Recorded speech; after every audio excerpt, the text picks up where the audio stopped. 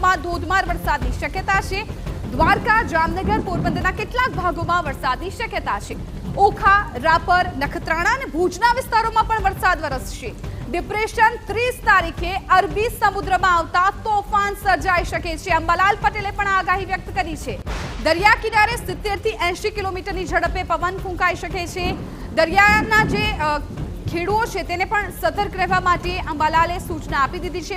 માછીમારોને દરિયા કિનારે ન જવા ખાસ તો સાવચેતી રાખવાની અત્યારે જરૂર છે। કચ્છના કેટલાક ભાગો અને પશ્ચિમ સૌરાષ્ટ્રના કેટલાક ભાગોમાં ભારે વરસાદની શક્યતા રહેશે, પરંતુ આ ડીપ ડિપ્રેશન 30મી તારીખે સમુદ્રમાં આવતા તોફાન બની શકવાની શક્યતા રહેશે, જેના કારણે 70 થી 80 કિલોમીટર ઝડપે પવન ફૂંકાવાની શક્યતા રહેશે। આથી દરિયા કિનારે પવન સૂચક સિગ્નલો લાગી જશે। વરસાદ અટક્યા બાદ પણ ખેડૂતોના માથેથી નહીં ટળે ઘાત। અંબાલાલ પટેલે આ જાણકારી પણ આપી છે। ઊભા કૃષિ પાકોમાં ફૂગજન્ય રોગોની પણ શક્યતા છે।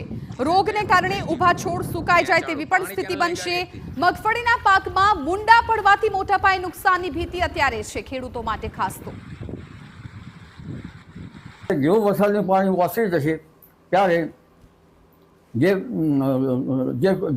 વોટર લોજિંગ જે પાકો છે પાણીમાં તેના કારણે એ પાકોમાં પાણી ઓસરી જતાં તેમાં ફૂગજન્ય રોગ આવવાની શક્યતા રહેશે, જેના કારણે સુકારો આવતા પાક ઊભો સુકાઈ જતો હોય છે।